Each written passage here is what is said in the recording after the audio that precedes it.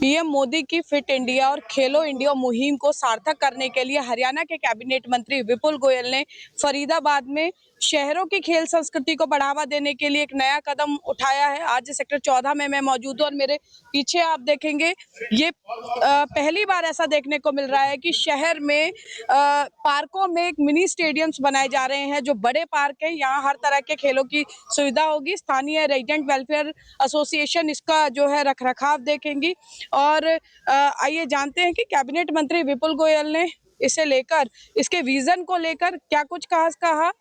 साथ में दीपेंद्र हुड्डा जो लगातार भाजपा पर बयानबाजी कर रहे हैं, कई मुद्दों को उठा रहे हैं, उसे लेकर उन्होंने क्या प्रतिक्रिया व्यक्त की। और साथ ही साथ हरियाणा में जो प्रस्तावित निकाय चुनाव है जहां भी, उन्हें लेकर आखिर क्या कुछ संभावनाएं कैबिनेट मंत्री विपुल गोयल ने बताई और आने वाले समय में ये परियोजना मिनी स्टेडियम की कैसे सार्थक रूप लेगी, इसके बारे में विस्तार से बताया।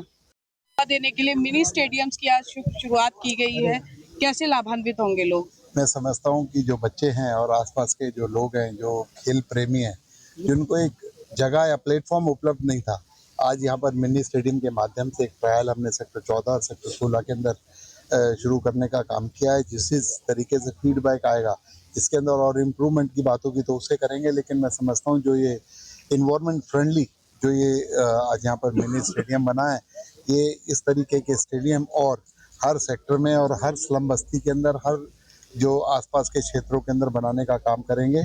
और ये जो स्टेडियम है एक ट्रायल के रूप में यहाँ पर बनाया गया और बच्चों को इससे बड़ा लाभ मिलेगा। जो आज सोशल मीडिया का ज़माना है, फ़ोन पर लगे रहते हैं, बच्चों को पार्कों में खेलने नहीं दिया जाता था, आज ये उसके लिए एक, मैं कहता हूँ, एक नई शुरुआत कि बच्चे पार्कों के अंदर खेल भी सकें, ऐसी शुरुआत। 18 करोड़ के विकास कार्य और होने हैं जो अभी आपने अपने संबोधन में क्या है वो? 18 करोड़ के जो विकास कार्य हैं सेक्टर 14 के अंदर होने, चाहे 23 पार्कों का नवीनीकरण की बात हो, चाहे टाइलों की बात हो, चाहे एस्ट्रोटर्फ की बात हो, चाहे नए कम्युनिटी सेंटर बनने की बात हो, जो सेक्टर यहाँ की मार्केट का जीर्णोद्धार हो, मार्केट्स, इन सभी पर या तो टेंडर हो चुके हैं या टेंडर लगे हुए हैं। मैं समझता हूँ अगले 1 साल के अंदर सारे के सारे काम धरातल पर होंगे और आधे से ज़्यादा काम पूरे हो चुकेंगे।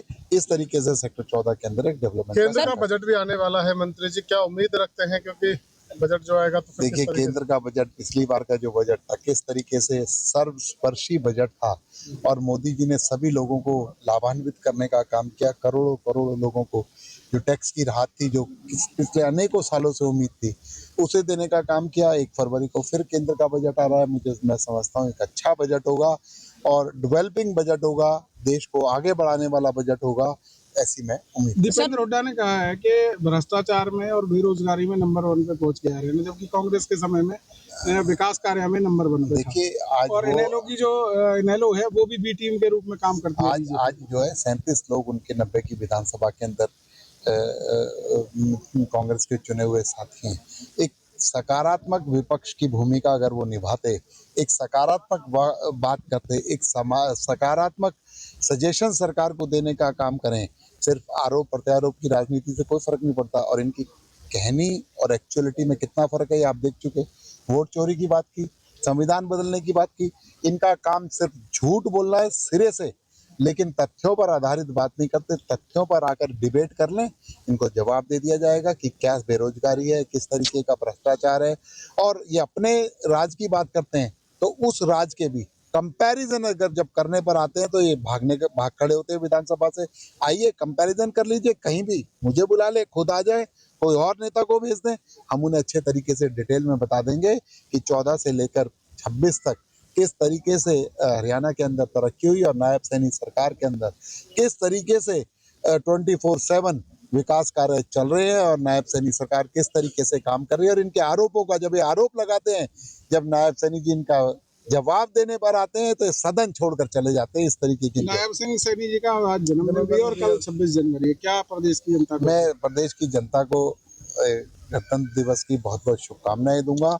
और आज नायब सैनी जी का जो बर्थडे है, हमारे विकास पुरुष, हमारे यशस्वी मुख्यमंत्री हरियाणा नायब सैनी जी का, मैंने अभी आपको बाइट में बोला भी अपने संबोधन में कि परमपिता परमात्मा से प्रार्थना करता हूँ उन्हें अच्छा स्वास्थ्य, लंबी आयु दे और इसी तरीके से हमारे हरियाणा का नेतृत्व अनेकों सालों तक करते रहे कि जिससे हरियाणा दिन दुगनी रात चौगुनी तरक्की। सर, ये परियोजना जो है स्टेडियम की, खेलो India fit India Modi ji की मुहिम है, इसको कैसे आगे ले जाएगी? देखिए, खेलो इंडिया फिट इंडिया 2036 के अंदर ओलंपिक जो है उसके अंदर हम लोगों ने जो 36 मेडल्स का जो टारगेट हरियाणा ने रखा हुआ है उसको पूरा करने का काम होगा। जब गली पार्कों और मोहल्लों से एथलीट तैयार होंगे, हजारों हजार खेल नर्सरियां आज प्रदेश के अंदर काम कर रही हैं, उनको स्टाइफंड देने का काम किया जा रहा है, उनको खेलों के लिए प्रेरित करने के लिए सारी सुविधाएं मुहैया कराई जा रही हैं। तो मैं समझता हूँ फिट इंडिया और खेलो इंडिया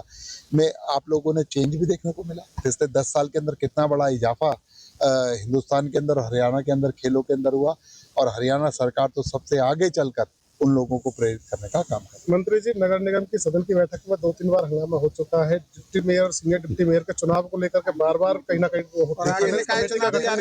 देखिए, कुछ लोग इस तरीके की बात कर रहे थे, लेकिन सदन की कार्रवाई जो है सुचारू रूप से चले और कोरम उस दिन पूरा था। जो बातें थी, आगे जो अगली मीटिंग होगी उसमें सारे फैसले ले लिए जाएंगे, और जिस तरीके का जो आचरण रहा मैं समझता हूँ एक अच्छी बात है। निकाय चुनाव सर जो प्रस्तावित हैं उसको लेकर क्या हरियाणा के अंदर 3 नगर निगम के अंदर और नगर पालिका और जो है नगर निगम के अंदर जो चुनाव होने जा रहे हैं, मैं समझता हूँ नायब सिंह जी के नेतृत्व में पूर्ण बहुमत से हम सभी जगह जीत दर्ज करें। Thank you. बिल्कुल, देखिए इस वक्त सेक्टर 14 RWA काफी प्रोत्साहित नजर आ रही है। कैबिनेट मंत्री विपुल गोयल ने जहां फरीदाबाद विधानसभा के इस क्षेत्र में विकास कार्यों को लेकर जो है कई घोषणाएं की, वहीं साथ ही साथ किस तरह से शहरों में खेल की संस्कृति आगे बढ़ेगी, यहाँ के जो युवा हैं किस तरह से पीएम मोदी के खेलो इंडिया विजन को साकार करेंगे, उसे लेकर अपनी प्रतिक्रिया व्यक्त की। अब देखना यह है कि शहरों में अब ग्रामीण स्तर पर जिस तरह से स्टेडियम्स बनाए जाते हैं, अब शहर के युवा, शहर के बच्चे भी शहर में रहकर खेलों को लेकर जो है उनका रुझान बढ़ाने के लिए यहाँ पर प्रशिक्षण प्राप्त कर सकते हैं, यहाँ पर अपने खेलों को और तराश सकते हैं, और आने वाले समय में ये जो खेल स्टेडियम है वो किस प्रकार खेलों की संस्कृति को बढ़ाएंगे, ये देखना दिलचस्प होगा। कैमरा पर्सन शिवम के साथ फरीदाबाद से पूजा शर्मा, पंजाब केसरी टीवी। हमसे जुड़े रहने के लिए हमारे YouTube चैनल को सब्सक्राइब करें और नई वीडियो की नोटिफिकेशन के लिए बेल आइकॉन को दबाएं। अगर आप ये वीडियो Facebook पर देख रहे हैं तो लाइक जरूर करें और ज्यादा से ज्यादा शेयर करें। धन्यवाद।